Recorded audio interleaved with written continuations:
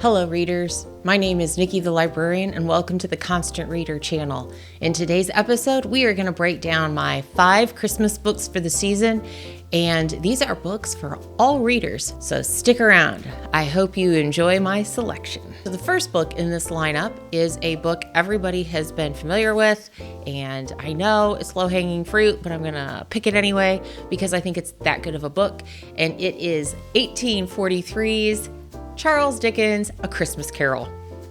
Why? Why would I pick this book? Because it is a timeless Christmas classic. It's Christmas horror. Come on now. You know it's Christmas horror because the third ghost, the ghost of Christmas Future, is scary. If you don't remember being a kid and watching even the Mickey Mouse Christmas Carol. That third ghost was scary. It's Christmas horror. Come on, that's good stuff. And the backstory of how this book came to be written and how it came to be a classic is fascinating. When I worked in a school, at a middle school, we taught A Christmas Carol for 15 years, and then we would take the kids to go see A Christmas Carol, a staged production of it. And I learned so much. I learned that Charles Dickens was pretty much going to be bankrupt if he didn't come up and just pull a book out of the air and make it work. Now, Charles Dickens, one of the most traumatic events of his life was when his dad was taken to the poorhouse, which meant he couldn't work. He was basically in prison for not being able to pay his debts. And at that time, they would stick you in prison, so you definitely couldn't pay your debts. But Charles had to go and support the family in whatever way he could. And so he had this really crummy job, and it really impacted his life. Think about the books he's written, or he wrote, Oliver Twist, Great Expectations. These all come from his fear of having lived a life where it was really on the cusp of destitution for everyone he loved. So that's what he's facing when he is needing to write this story. He wrote this story in like one sitting. It took him like no time at all. And there are certain authors that say, it just came to me and I just poured it out onto the page. And this was A Christmas Carol, something that has become just a canon in Western literature. He wrote it in just a day, 2 days. It was like nothing. And then the effects of this story, it was a bestseller from the moment it was published. And it changed the culture of this holiday. Now, in the time period of the 1840s, I don't know if you know much about English history, but they had a civil war and they got rid of their king. And the people that was kind of on the side of the king and the loyalists, they celebrated Christmas. It was a big to-do. It was a huge party. It was a big deal. And when the Oliver Cromwell, and I don't remember the name of that group. I want to say the Roundheads, but I don't know if that's a derogatory thing. So I'm just going to say Oliver Cromwell's side, when they took over, they abolished it. We're not celebrating. It's very solemn. It's nothing important. It's just another day. Oh, and there's some religious connotation, but we're keeping it in its proper place. Okay. So then the monarchy is restored, but that Christmassy thing, where it was like this huge celebration, it didn't really bounce back. It was just kind of like, oh yeah, we celebrate it now. Nobody has to get in trouble for it, but it's kind of like, whatever. But this book in 1843, people were like, oh my gosh, this is great. Look at all of these wonderful things they do to celebrate Christmas and how it can like tie us together as humanity instead of different passengers bound for other journeys. That's a great line from that book. There's a lot of great lines, and there's some funny stuff in there too. But I love this book. I love that it shows the power of books and how that book, that written word, has influence and changes the trajectory of so many of our lives. And the author is dead and gone, and yet his book lives on. And Ebenezer Scrooge lives on. And Tiny Tim, come on, think of a world without Tiny Tim. Oh, that would be a sad world indeed. So yeah, I have to say something about A Christmas Carol. That's why it's getting so much airspace and so much of my time on this episode. Because if you haven't read it yet, you need to read it. Okay, I'm moving on now. My second, I guess book number 4. What Child Is This? A Christmas Story by Carolyn B. Cooney. This book is an older book. It was published in 1997, and it is YA. So we're going to be talking about all kinds of reading recommendations for Christmas. This is my YA one. Is told from multiple points of view. One of those points of view is about a little girl. She's about 9, 10. Her name's Katie, and all she wants for Christmas is to be adopted. She's had a very bad home life, and she's been in the system for a while. That's all she wants for Christmas. And then you have 2 other characters, Matt and Liz. They are teenagers, and they go to the same high school. They're not really in the same friend group, but they go to the same high school. And Matt, he works at a restaurant, because at his restaurant, they have one of those Christmas trees that has little tags on it about like what these children want for Christmas, and usually it's toys. Somehow Katie writes what she wants for Christmas is a family, and it gets put up on this Christmas tree. And now here comes Liz as part of the story, and Liz is a girl in Matt's class, and she's kind of over this whole Christmas thing because her mom makes it about everything other than kindness and generosity and loving your fellow humans. She decides to take that tag, and she's going to do something about it. So I don't want to give away too much, but this is a book you're going to have all the feels.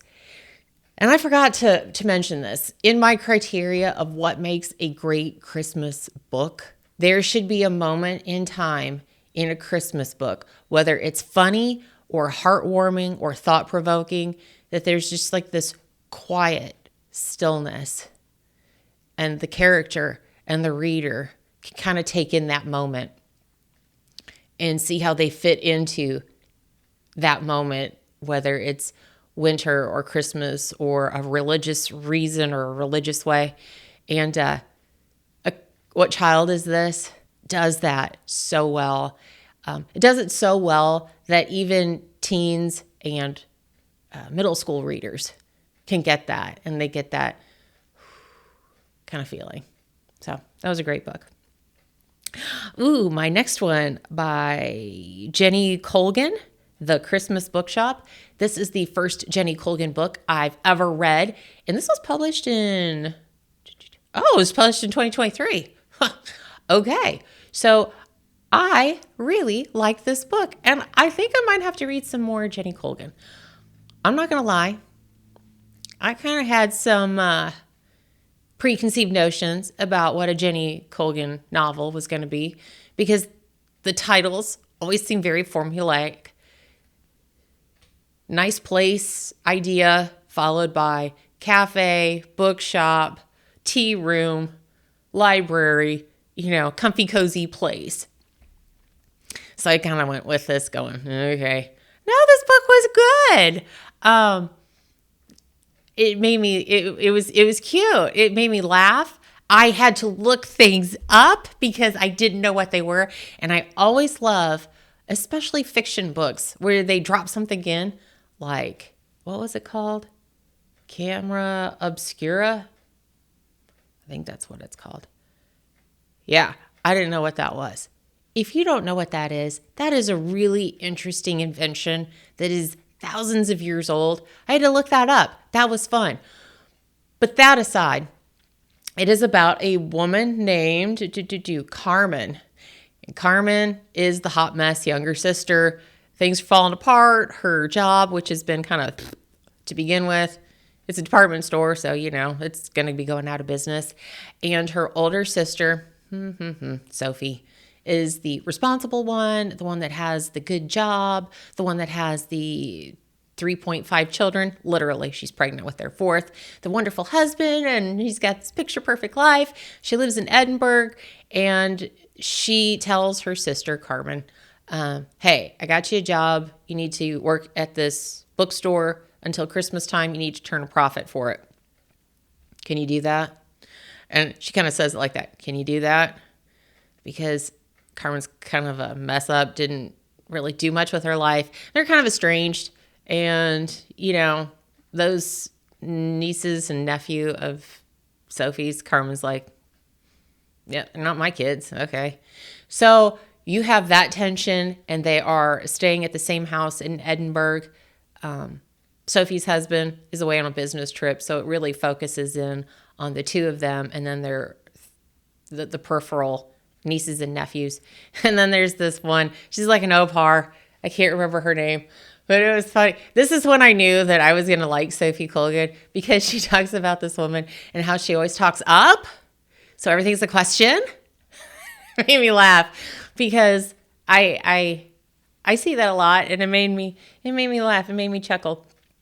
But this book was fun. And so there's a little love interest, and it's about how these two family members figure out how to not just work together, but enjoy each other's company and come to rely on each other, and get closer as a family. And it's a cute story. And it does have those moments of stillness and quietness. There's a great scene where Sophie is standing in front of the big picture window, and it's night, and there's this huge blizzard. And the way that the light is shining from outside, you can see all of these snowflakes. And her little nieces and nephew, one by one, wake up because they hear somebody downstairs, and they go down there, and they just stand in front of this picture window looking out at the stillness and the snow falling. And it's just a lovely moment. And I like that. And they also talk about A Christmas Carol, the Muppet version with Michael Caine, which we all know is the best version of A Christmas Carol. So I like that as well. So I highly recommend A Christmas Bookshop, the Christmas Bookshop by Jenny Colgan. My fourth book, now I'm reading it backwards. My second book is Mary Kay Andrews' Bright Lights, Big Christmas. This was published in 2023, so I happened to read my library's copy, because my ebook copy I would have been on hold for a while. And this is about a young woman named Carrie. Yeah, Carrie is from North Carolina, and her family, which split apart a long time ago, Dad and her brother live over there. Mom and Carrie live over here. They're still kind of congenial, but the siblings, they're not close anymore. Dad can no longer go with brother up to New York City in Greenwich Village to sell the Christmas trees. This is where they make all of their money. This is how they keep the farm afloat, the Christmas tree farm afloat in North Carolina. So it is essential that these trees get sold. Carrie will go because she has nothing else going on.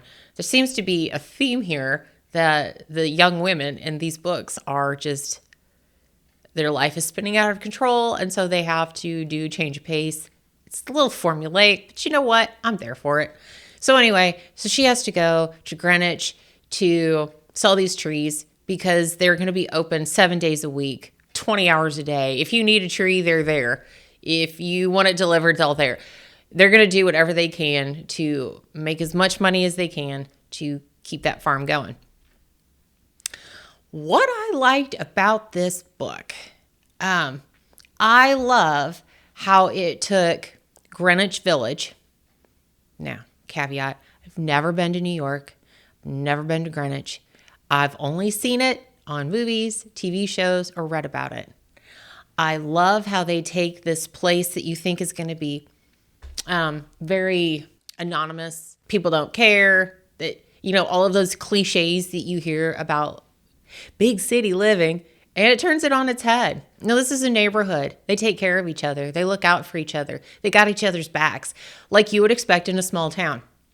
I love that in this book, that these same characters in this neighborhood keep popping up again and again, and their lives are intertwined with one another. That was my absolute favorite thing about this book. One thing, and I don't like giving negative feedback on books because, an author worked really hard on this, and who am I to just dump on them? I'm not going to do that. I thought that the love interest, that love story, was a little contrived, but I liked the other parts of it so much better that I kept plowing on through. If you read it, let me know in the comments what you think, or if I'm just thinking, oh, that's not right. Because the first time they kiss, my initial reaction is she going to hit him or slap him or something? Because where did that come from? I didn't feel like there was anything going on. And then suddenly he's right on her. I'm like, what? So if you read that, I really want to know, because am I just being a little too, I don't know. But I like the book. I was dumping on it for a minute, but I like the book. I really like the book, and I recommend it. And my last one, and this one is great. I love the TV movie when it came out in the 80s. This book is old, okay? But you're going to be able to find it because it's been around for a while. It is called The Best Christmas Pageant Ever by Barbara Robinson and was published in 1971. This is a teeny tiny book, and it was written for elementary students. But this is what you have to remember. It was written in 1971. That's over 50 years ago.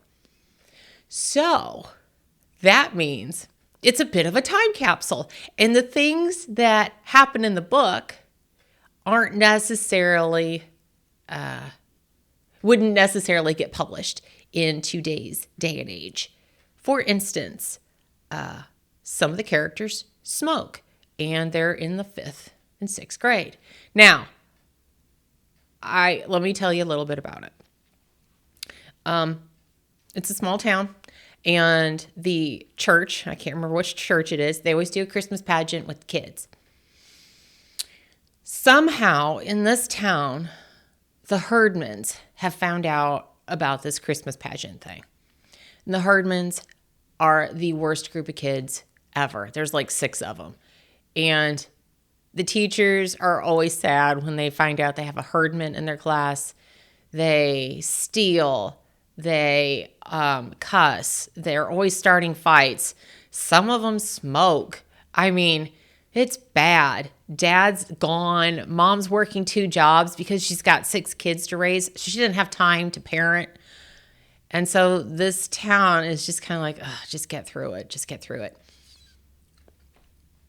Well, they've heard about this Christmas pageant, and they're like, oh, I want to be in this Christmas pageant. Then they all decide that they're going to be in this Christmas pageant. And the main character who's telling this story, her mom has been put in charge of this Christmas pageant. Now, her mom had to take over for somebody that got a broken leg, and the regular person can't do it. Now, the regular person would have said, no, you're Herdmans. You don't get to do this. Just walk out the door. I know it's a church, but just turn around and leave. The main character's mom. What is her main character's mom? Beth is telling the story. Beth's mom's not like that. So she's like, okay, yeah, you can try out for this Christmas pageant. Well, the Herdmans get all of the good parts, not because they're great thespians, but because they bully and threaten all of the other kids. No, you're not trying out for Mary. I am. And I'm going to get it because you're not going to be there. That kind of thing. So it's very wrong, but it's a great story because it definitely is a culture shock. Not just for the Herdmans, but for all of these kids that are like, what is all of this? And by the time the pageant rolls around, they've gone through rehearsals. There's been drama with, are we going to use a real baby like we always do? Or are we going to have to use a doll? because no mother is going to say, yeah, I would love for my baby to be held by a bunch of herdmans. That seems like a terrible idea. I mean, so there's all kinds of controversies and dramas, and I can't believe your mother cast them, and well, nobody else was there. What was I supposed to do? This book is funny, and it's, by the time you get to the end of the book, you're going to get that Christmassy, it's quiet. It's beautiful. Yeah, and it's told through, this quiet beautifulness is told through the herdmans, which it's a great book. I keep saying that about all of them, but I would say this one, if you're only going to read one, you got to read this one. And it's not, I don't even think it's 100 pages, 120 pages maybe. It's a quick one. You'll get it done in one, maybe 2 sittings. So there it is, my 5 Christmas book recommendations for all readers. I hope you pick up a copy, and if you do so, read it and let me know what you think in the comments. If you want to get a copy of these books, make sure you get a copy at your local independent bookstore or your local public library. And if you haven't done so already, I really hope you hit the like and subscribe button. I will see you next Sunday with another episode.